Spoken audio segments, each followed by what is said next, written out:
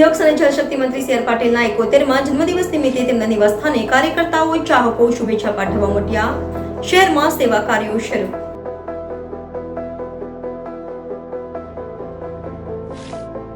આજે સુરત શહેરમાં ભાજપ પ્રદેશ અધ્યક્ષ અને કેન્દ્રીય જળશક્તિ મંત્રી સી આર પાટીલનો 71મો જન્મદિવસ ઉત્સાહથી ઉજવાઈ રહ્યો છે.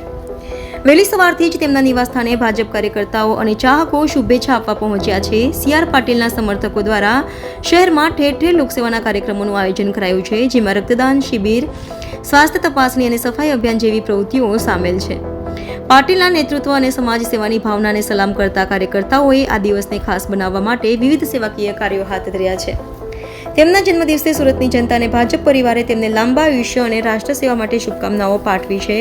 આ ઉજવણીએ પાટીલની લોકપ્રિયતા અને સમર્પણને રેખાંકિત કર્યું છે.